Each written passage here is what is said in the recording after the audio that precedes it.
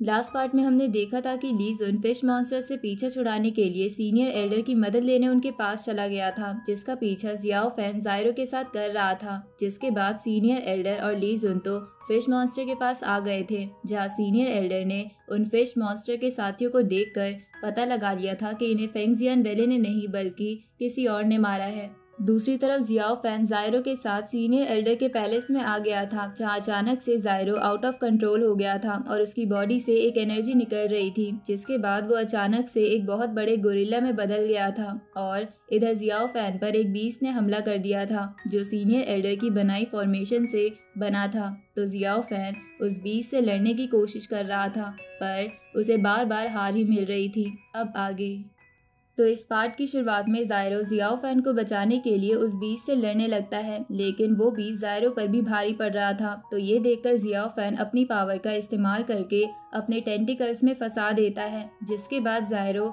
उस बीस्ट पे अटैक करके उसे छत पर फेंक देता है।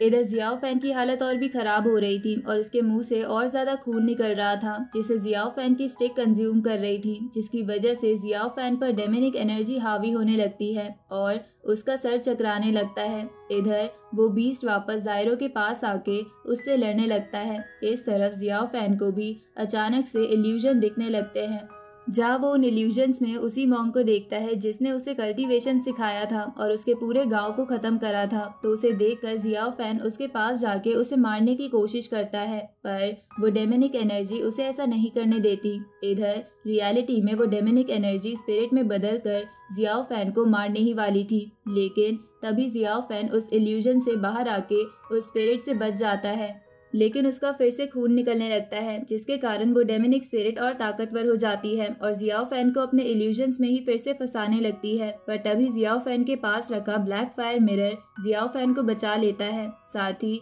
उस स्पिरिट और बीस्ट को भी खत्म कर देता है। ब्लैक फायर मिरर वही मिरर था जो सीजन 1 में 6 टेल फॉक्स ने जियाओ फैन को दिया था।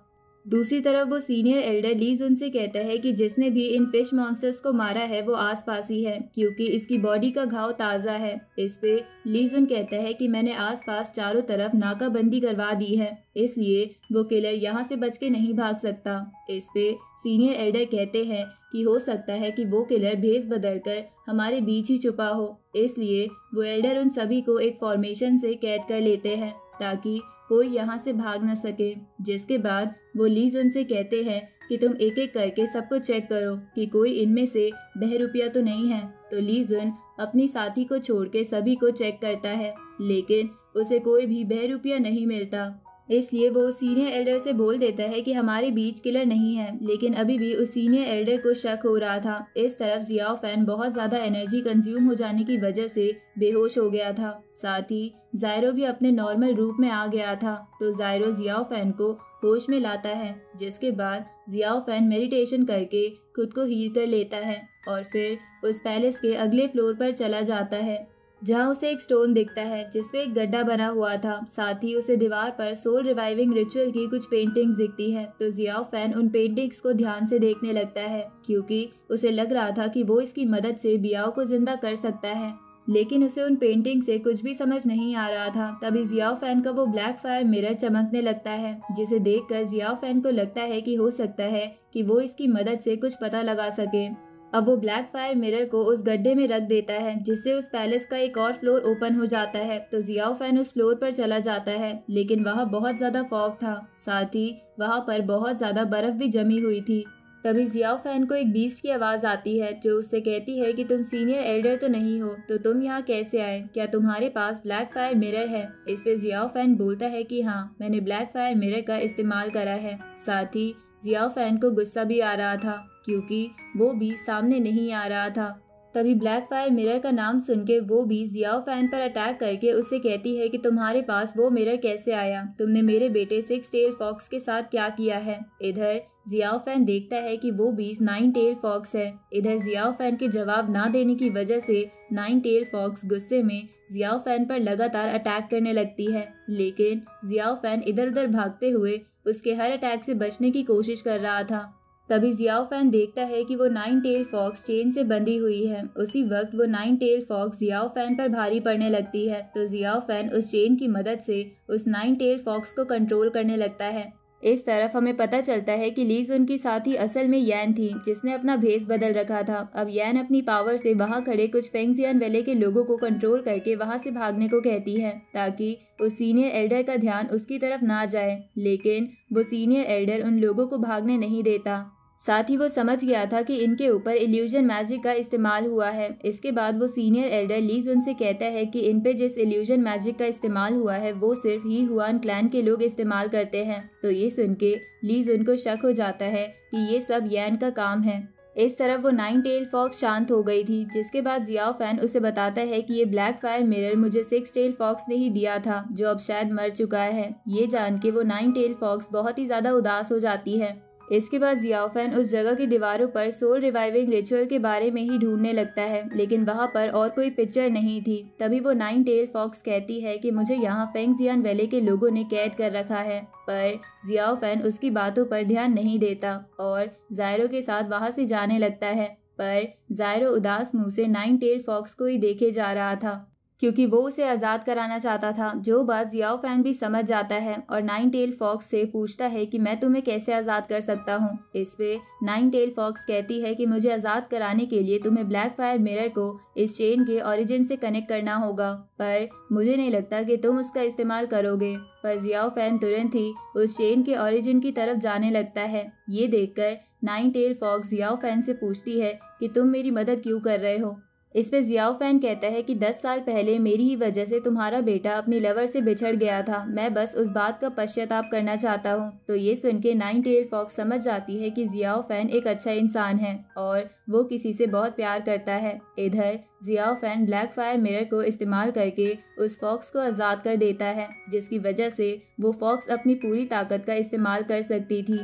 तभी उस फॉक्स का ऑरा सीनियर एल्डर तक पहुँच जाता है और वो भी समझ जाते हैं कि उनके पैलेस में कुछ गड़बड़ है। इधर वो पैलेस भी धीरे धीरे गिरने लगता है, लेकिन nine tail fox Xiao Fan और जायरो को बचा के वहां से भागने लगती है। इधर वो सीनियर एल्डर भी इसी तरफ आ रहे थे, लेकिन अभी भी उन फिश मॉन्स्टर्स का मामला सुलझा नहीं था और फेंगजियान वैले पर उनका खतरा बना हुआ था। इसलिए ली जुन अपने सैनिकों को ऑर्डर दे देता है कि तुम सब फिश मॉन्स्टर्स को मार दो। ये सुन के फेंगजियान वैले के सिपाही उन फिश मॉन्स्टर्स पर अटैक कर देते हैं, लेकिन वो फिश मॉन्स्टर्स ही उन सिपाहियों पर भारी पड़ रहे थे। तो ये देखकर ली जुन और वो दूसरा एल्डर उन फिश मॉन्स्टर्स को अपनी पावर से डरा के वहां से भगा देते हैं। साथ ही ली जुन की साथी भी उससे कहती है कि मैं उन फिश मॉन्स्टर्स का पीछा करने जा रही हूँ, पर असल में ये यैन की यहाँ से भागने की चाल थी, जिसका पता ली जुन को नहीं चलता। इधर उस पैलेस के तबाह होने की वजह से फेंगजियान वैले पर आग के गोलों की बारिश होने लगती है, क्योंकि वो पैलेस एक वोल्केनो पर बना हुआ था। दूसरी तरफ नाइन टेल फॉक्स अपने इंसानी रूप में आ जाती है और जियाओ फैन उसे पहनने के लिए अपने कपड़े दे देता है। इसके बाद Xiao Fan nine tail fox से कहता है कि मैं चाहता हूँ कि ये ब्लैक फायर मिरर आप रख लो, क्योंकि ये आपके क्लैन का है। दूसरी तरफ वो सीनियर एल्डर अपनी सालों की मेहनत अपनी आंखों के सामने तबाह होते देख बहुत गुस्से में था। तभी ली जुन उसके पास आ जाता है, तो वो सीनियर एल्डर ली जुन से कहता है कि वो बहरूपिया तुम्हारी साथी ही थी, क्योंकि तुमने बस अपनी साथी को ही चेक नहीं किया था। ये सुन के ली जुन भी सब समझ जाता है और सीनियर एल्डर से माफी मांगने लगता है, लेकिन सीनियर एल्डर उसे कुछ नहीं बोलते और वैले मास्टर से मिलने चले जाते हैं। इधर nine tail fox Xiao Fan से कहती है कि ये ब्लैक फायर मिरर पूरी दुनिया को खत्म करने की ताकत रखता है, तो क्या फिर भी तुम मुझे देना चाहते हो। इस पे जियाओ फैन कहता है कि मैं इसका क्या करूँगा, क्योंकि असल में तो मुझे कुछ और चाहिए जो ये ब्लैक फायर मिरर मुझे नहीं दे सकता। इसके बाद Xiao Fan nine tail fox से कहता है कि अगर ये मिरर इतना ताकतवर है तो आप इसकी मदद से फेंगजियान वैले से अपना बदला ले सकती हो, क्योंकि उन्होंने आपको इतने समय तक कैद रखा था। इस पे नाइन टेल फॉक्स कहती है कि कैद में रहते हुए तो मैं हर वक्त फेंगजियान वैले से बदला लेने की सोचती रहती थी, पर अब इस खूबसूरत दुनिया को देखकर मैं कुछ दिन शांति से बिताना चाहती हूँ, इसलिए मैं ये मिरर नहीं रख सकती। इस तरफ वो सीनियर एल्डर वैले मास्टर से मिलने आ गया था, जो एक पर्दे के पीछे था। अब वो सीनियर एल्डर वैले मास्टर को सब कुछ बता देता है कि हमारे बीच ही हुआन सेक का एक बहरूपिया था, जिसने हमारे और फिश मॉन्स्टर्स की लड़ाई करवाई। साथ ही नाइन टेल फॉक्स को भी किसी ने आजाद कर दिया है। इस पे वैले मास्टर कहते हैं कि नाइन टेल फॉक्स को तो सिर्फ ब्लैक फायर मिरर से ही आजाद कराया जा सकता था, तो क्या वो किसी को मिल गया। इस पे वो सीनियर एल्डर हाँ करता है, तो ये सुन के वैले मास्टर को गुस्सा आ जाता है। और वो गुस्से में सीनियर एल्डर से कहते हैं कि जल्दी से उस बहरूपी और जिसने नाइन टेल फॉक्स को आजाद करवाया है उसे मार दो, वरना हमारा राज सामने आ जाएगा। तो ये सुन के सीनियर एल्डर बाहर चले जाते हैं जहाँ ली जुन भी था, और वो सीनियर एल्डर को सब कुछ बता देता है कि उसे पक्का शक है कि वो बहरूपिया ही हुआन सेक की यैन थी। तो सीनियर एल्डर ली जुन से यैन को ढूंढने के लिए बोल देते हैं। इधर यैन भी ये सब चुपके से सुन रही थी, इसलिए ये बात जान के वो कहती है कि मुझे कैसे भी करके इनका ध्यान कहीं और करना होगा, वरना मैं मुसीबत में पड़ जाऊंगी। दूसरी तरफ nine tail fox Xiao Fan से कहती है कि ये ब्लैक फायर मिरर तुम्हारे पास ही अच्छा है, क्योंकि ये तुम्हारे अंदर की डेमोनिक एनर्जी को सप्रेस करके रहेगा ताकि वो तुम्हारे ऊपर हावी ना हो जाए। तो ये सुन के जियाओ फैन वो मिरर अपने पास रखने के लिए मान जाता है। साथ ही वो नाइन टेल फॉक्स से पूछता है कि क्या आप ऐसे किसी रिचुअल के बारे में जानती हो जिससे किसी को जिंदा किया जा सके। तो नाइन टेल फॉक्स इस पे हाँ करते हुए कहती है कि मैंने ऐसे एक रिचुअल को एक बार देखा है, लेकिन मैं उसके बारे में अच्छी तरह नहीं जानती। ये सुन के Xiao Fan nine tail fox से पूछता है कि क्या वो रिचुअल विच क्लैन का था, लेकिन विच क्लैन तो 10,000 साल पहले ही तबाह हो चुका है, इसलिए मैं भी उन्हें अभी तक नहीं ढूंढ पाया हूँ। ये सुन के नाइन टेल फॉक्स कहती है कि ऐसा कैसे हो सकता है, क्योंकि जब मुझे कैद किया गया था उससे 200 साल पहले ही मैं विच क्लैन के मेंबर से मिली थी। ये सुन के जियाओ फैन चौंक जाता है।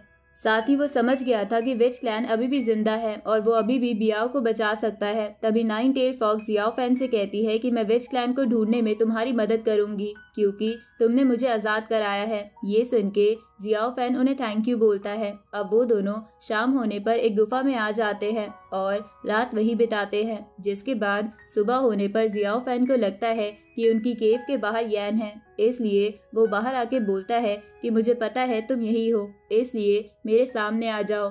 ये सुन के यैन सामने आकर जियाओ फैन की तारीफ करने लगती है। साथ ही वो जियाओ फैन से पूछती है कि क्या तुम्हें फेंगजियान वैली में कुछ पता चला, पर जियाओ फैन उसे कुछ नहीं बताता और मना करते हुए कहता है कि मुझे कुछ भी नहीं पता चला। तभी नाइन टेल फॉक्स गुफा से बाहर आ जाती है, जिसे देखकर यैन कहती है कि मैंने तो सुना था कि तुम घोस्ट किंग सेक की बियाओ से प्यार करते थे, पर मुझे तो नहीं पता था कि तुम इतनी जल्दी अपना नया पार्टनर ढूंढ लोगे। तो नाइन टेल फॉक्स यैन से कहती है कि तुम गलत समझ रही हो, पिछली रात कुछ गुंडों ने मुझे घेर लिया था, जियाओ फैन ने बस मुझे उनसे बचाया था। ये सुन के यैन वहाँ से जाने लगती है, लेकिन जाने से पहले वो फेंगजियान वैली का ट्रैकिंग पेपर जला देती है ताकि फेंगजियान वैली के लोगों को वहाँ की लोकेशन मिल जाए, ताकि उनका सारा ध्यान जियाओ फैन पर चला जाए कि ये सब जियाओ फैन ने करा है। अब उसके जाने के बाद nine tail fox Xiao Fan से पूछती है कि आखिरकार यैन को हमारी लोकेशन के बारे में कैसे पता चला, पर जियाओ फैन को इसके बारे में कुछ नहीं पता था।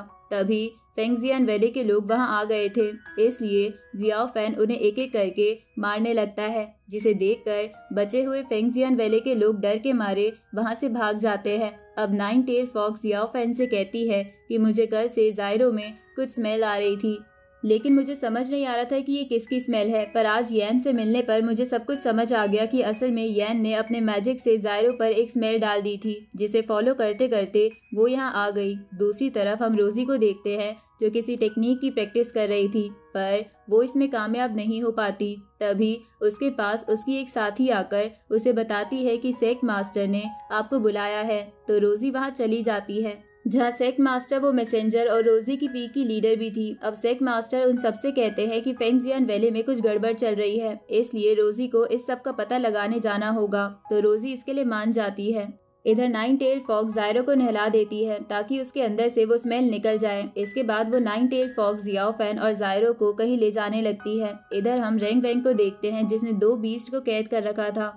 तभी उसके पास उसके क्लैन का एक एल्डर आके उससे कहता है कि फेंगजियान वैली में अचानक से एक वोल्केनो ब्लास्ट हो गया, ऊपर से वहाँ कुछ गड़बड़ भी चल रही है। ये सुन के रेंग वेंग समझ जाता है कि ये सब जियाओ फैन ने करा होगा, क्योंकि उसे पता था कि जियाओ फैन उसी तरफ गया था। इसके बाद हम विच क्लैन के एक बंदे को देखते हैं, जिसे फेंगजियान वैली की न्यूज़ के बारे में पता चल गया था, और अब वो जल्द से जल्द दुनिया के सामने विच क्लैन को लाने की तैयारी करने वाला था। और इसी के साथ ये पार्ट यहीं खत्म होता है।